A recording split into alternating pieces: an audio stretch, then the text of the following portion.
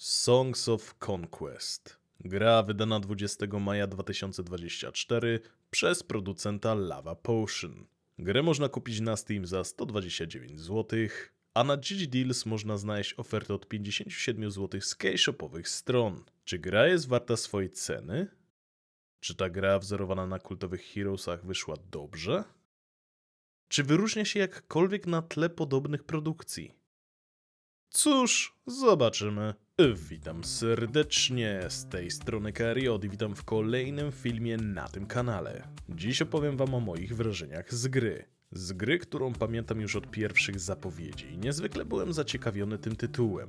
Czekałem cierpliwie na jakieś promocje i gdy się w końcu trafiła, to grę zakupiłem i przyznam, że wraz z przyjacielem ogromnie się wciągnęliśmy. Opowiedzmy sobie na początek coś o tej grze. Songs of Conquest to gra, która wzoruje się na kultowej serii Heroes of Might and Magic i która sprawiła, że zacząłem się zastanawiać, czy może ona wyjść dobrze i czy faktycznie jest duchowym spadkobiercą, bo czytałem kilka artykułów, które dość śmiało tak opisywały ten tytuł. Mamy tu 4 scenariusze i każdy z nich jest o innej frakcji, więc w podstawowej części są 4 frakcje oraz jest DLC, które dodaje jeszcze jedną, ale o niej za chwilę. Mamy zatem frakcję Arleon, która jest połączeniem ludzi i leśnych istot. Rana to frakcja płazów jak żaby oraz gadów jak jaszczurki czy smok. Baria, która jest bodajże połączeniem ludzi pustyni oraz orków czy goblinów. I na końcu Barony of Love, czyli szkielety, zombie, nekromanci. Przyznam, że trochę mi mało tych frakcji, ale jak na początek wystarczy, bo jak powiedziałem jest jeszcze DLC, które dodaje Vanir, gdzie znajdziemy wikingów i to moja ulubiona frakcja, a twórcy już zapowiedzieli kolejną, czyli Roots. Problem może być dla niektórych, że DLC dodaje wyłącznie nową frakcję, bez dodatkowego scenariusza, co faktycznie może zniechęcić. Jeśli chodzi o mechanikę, to jest tak jak w Heroesach pod względem rozbudowy miasta i budowania armii, jednakże w przeciwieństwie do klasyka tutaj możemy umieszczać budynki gdzie chcemy i ile chcemy, czyli na przykład 2 budynki z jakąś jednostką, by mieć ich więcej. Budynki również dzielą się na małe, średnie oraz duże. W każdej kategorii znajdziemy inny typ budynków, jak na przykład w małych budynek do generowania surowców, na średnim bazar, a na dużym akademia lub kuźnia, gdzie ulepszamy jednostki i ich liczebność. Dodatkowo miasta dzielą się również na 3 typy, czyli dwupoziomowe, trzypoziomowe i 5-poziomowe. Różni się to chociażby tym, że mamy inny limit maksymalnej ilości budynków i typu budynków, czyli na przykład w małym mieście nie zbudujemy dużego budynku, a w mieście 3-poziomowym nie zbudujemy muru. Warto nadmienić, że jak generujemy mapy, to na start możemy dostać miasto 3-poziomowe, a nie maksymalne, więc różnie to bywa ze startem w tej grze, co sprawia, że gracz musi rozsądniej rozbudowywać miasto.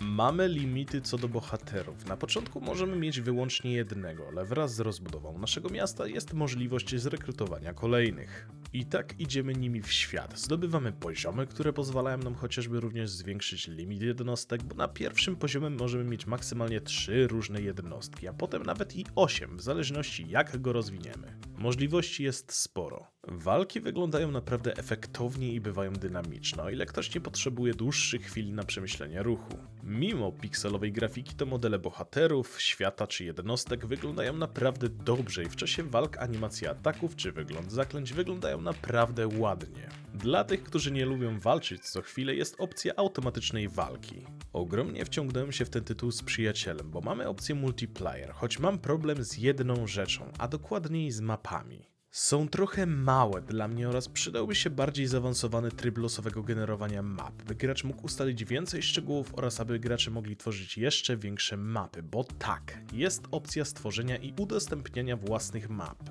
Fajny byłby również motyw podziemi czy pływania jak w Heroesach, bo to jeszcze bardziej by urozmaiciło ten tytuł, choć i tak jest naprawdę dobrze.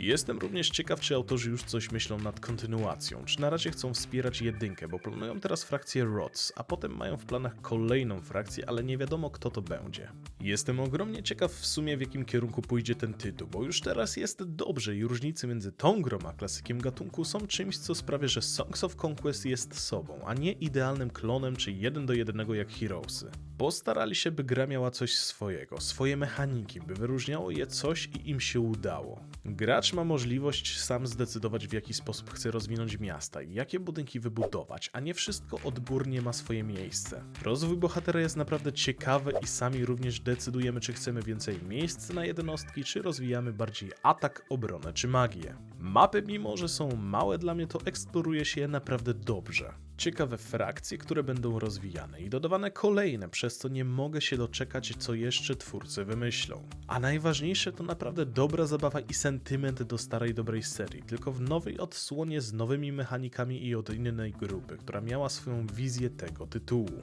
Bardzo dobrze gra mi się w ten tytuł i mimo, że zmieniłbym tu parę rzeczy czy dodał, to i tak bawię się tu dobrze i czekam z niecierpliwością, co twórcy jeszcze wymyślą i co przyniosą nowe frakcje, które póki co nie mają daty wydania. Okej, przejdźmy do małego podsumowania. Technicznie. Nie napotkałem problemów technicznych z tą grą jak na razie, więc pod tym względem jest dobrze. Audio. Muzyka i dźwięki są dość powtarzalne, ale są przyjemne, więc jest w porządku. Gameplay. Grało mi się naprawdę cudownie i wciągnąłem się w ten świat, więc jest wyśmienicie. Grafika. Uwielbiam pikselową grafikę, więc mnie kupiła od razu, a jest wykonana dla mnie bardzo starannie. Podsumowując, Songs of Conquest to gra naprawdę dobra. Nie nazwałbym go duchowym spadkobiercą Heroesów teraz, ale być może w przyszłości, o ile tytuł zostanie jeszcze bardziej rozwinięty o nowe frakcje, elementy i ciekawe mechaniki, ale już teraz jest dobrze i można tu spędzić naprawdę przyjemnie czas walcząc, rozbudowując miasto oraz bohatera, eksplorując i po prostu bawiąc się dobrze samemu lub ze znajomymi. Ja ogromnie wam polecam ten tytuł, bo myślę, że jest wart swojej ceny, a tymczasem ja wracam do rozgrywki, bo wrócił do mnie nawyk jeszcze jednej tury. Także to tyle. Dziękuję za wysłuchanie, dziękuję za poświęcony czas i życzę miłego grania. No hej, chciałbym was zaprosić serdecznie do linków znajdujących się w opisie. Przede wszystkim do mojego kanału na Twitchu oraz do mojego serwera na Discordzie. Serdecznie zapraszam i pa!